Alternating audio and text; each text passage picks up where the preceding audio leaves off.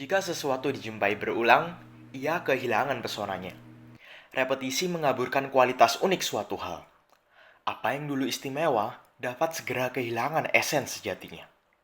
Atas nama aksesibilitas, banyak hal yang dulunya spesial turut kehilangan jati dirinya. Sama halnya dengan kata-kata bijak dari orang-orang yang mengatakan, "You never know what you have until it's gone." Maka dari itu, mari kita bersama-sama menghargai banyak hal yang masih ada di tangan kita dan tetap mengenang jiwa-jiwa yang telah pupus. Perkenalkan, saya Daryl Timothy dari XL Absen 11. Dan inilah tentang sesuatu hal yang memiliki nilai spesial pada masanya dan sayangnya akhirnya memudar pada zaman sekarang. Seperti yang kita lihat di layar, ini adalah tentang internet.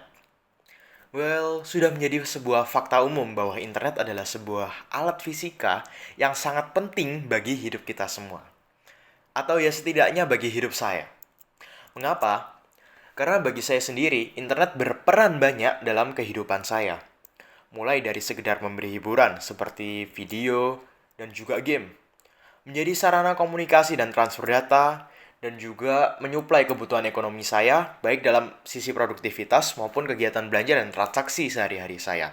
Masih banyak hal lain yang internet perankan dalam hidup saya.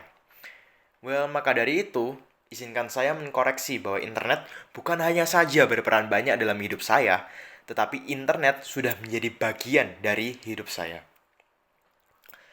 Yuk, kita coba bayangin kalau misal hidup kita nggak ada internet. Mau berkomunikasi dengan keluarga dari luar kota aja bakal butuh waktu berjam-jam hingga berhari-hari. Tanpa ilmu pengetahuan yang saya banyak serap dari internet selama hidup saya rasa saya akan menjadi orang yang jauh berbeda dari sekarang. Apalagi kalau terjadi seperti tragedi seperti pandemi kemarin. Rasanya seburuk-buruknya dunia, kalau dunia nggak punya internet, maka dunia akan semakin buruk lagi. Nah, oleh karena itu, mengingat pentingnya internet dalam kehidupan kita semua, rasanya tidak salah jika kita bisa mempelajari tentang apa itu internet dan cara kerjanya. Jadi, internet adalah singkatan dari Interconnected Network yang adalah sebuah jaringan komputer yang saling menghubungkan antar komputer secara global. Internet dapat bekerja karena adanya jaringan-jaringan kecil, termasuk jaringan lokal maupun jaringan global yang luas seperti satelit, kabel telepon, router, dan sebagainya. Internet memanfaatkan teknologi protokol TCP atau IP. Nah, pemanfaatan internet itu ada apa aja sih? Yuk kita lihat ya. Jadi, pertama, manfaat internet adalah sebagai sebuah media komunikasi seperti email, sosial media kita Instagram, Facebook, Zoom, dan sebagainya. Yang kedua adalah sebagai sumber informasi seperti Google, e-journal, repository, dan lain-lain. Yang ketiga, dia dapat berguna sebagai sarana perdagangan elektronik seperti e-commerce ya, ada e-banking juga kayak Amazon, Tokopedia, Shopee itu. Kemudian yang keempat, kita punya sarana hiburan yaitu seperti YouTube, TikTok, permainan-permainan game, video game online gitu. Yang kelima adalah sarana pendidikan yang kayaknya udah gak asing bagi kita, seperti penggunaan Zoom sebagai kelas online, pemanfaatan Classroom, Google Classroom, atau juga website-website LMS seperti RBK kita. Terakhir yang keenam adalah sebagai sarana transfer file data seperti Google Drive. Nah, jadi bagaimana sih prinsip kerja internet itu? Prinsip kerja internet ini didasari oleh, sebenarnya ada banyak prinsip. Namun saya akan membahas dua dasar prinsip yang paling menonjol dan berhubungan dengan fisika. Yang pertama adalah fisika kuantum dan juga optika. Bagaimana bisa? Pertama kita lihat dulu dari sisi fisika kuantum ya. Nah, dari sisi fisika kuantum, internet yang wireless ini menggunakan gelombang radio elektromagnetik yang adalah sebuah gelombang yang bisa merambat tanpa perantara atau media. Jadi dia bisa merambat walaupun ruangan itu hampa, nggak ada apa-apanya. Sesuai namanya, elektromagnetik, gelombang ini dipengaruhi oleh medan listrik dan juga medan magnet. Bentuk gelombangnya dapat dilihat di layar ya. Yang biru adalah listrik, yang purple itu adalah magnet. Nah, setiap alat internet atau gadget yang memiliki internet itu pasti memiliki transceiver baik dalam bentuk adaptor atau lainnya, di mana alat ini, transceiver ini, bisa mendeteksi sinyal yang masuk dan juga mengirim sinyal untuk dikirim ke transmitter lainnya dalam bentuk gelombang radio. Jadi, dia bentuknya kurang lebih seperti ini. Jadi kini kita bisa lihat ada transmitter, ada alat gadget WiFi. Dia akan mengirim dan juga menerima gelombang elektromagnetik ke pemancar lainnya. Contohnya ada tower BTS di sisi kanan itu ya. Kemudian langsung aja kita lanjut dari sisi optika.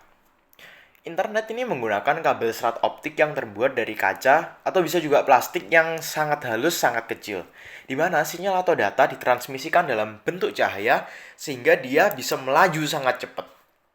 Prinsip kerjanya sederhana. Namanya aja kan cuma juga pakai cahaya. Jadi dia cuma pengirim data melalui kabel optik ini mentransmisikan data-datanya melalui sumber sinyal yang berupa LED atau laser. Kemudian ditransmisikan melalui kabel optik ini hingga diterima oleh penerima.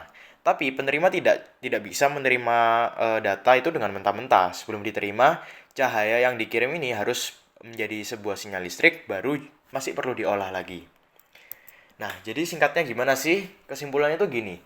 Gadget kita itu terhubung dengan modem atau router yang biasa ada, yang biasa sekali kita lihat di lingkungan kita. Ada banyak router, ada banyak modem WiFi gitu ya kan.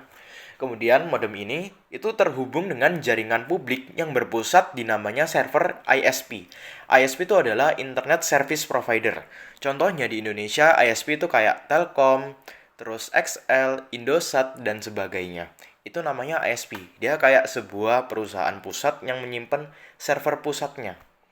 Nah, maka dari itu, selain gadget kita yang terhubung dengan server ISP tadi, ternyata juga ada banyak gadget lain yang terhubung dengan server ISP ini. Sehingga, karena ada banyak, pasti juga ada banyak pertukaran data. Nggak cuma berhenti di sana, pertukaran data nggak cuma berhenti di antara gadget ke satu ISP yang sama. Antara ISP dengan gadget yang berbeda ISP juga memiliki mobilitas data, memiliki transfer data, pertukaran data yang sama juga. Modem kita ini ibaratnya simpelnya ya, kayak sebuah modem kita ya, bandara lokal, kemudian kalau ISP ini bandara internasional gitu. Nah, jadi semoga dari presentasi ini kita semua dapat paham mengenai internet dan tetap terus bersyukur atas kehadiran internet di dunia kita, walau rasa spesialnya dan rasa kelangkaannya yang dulu itu ya sudah memudar dan akhirnya membaur dalam hidup kita. Saya Daryl Timothy, terima kasih dan tetap bersemangat.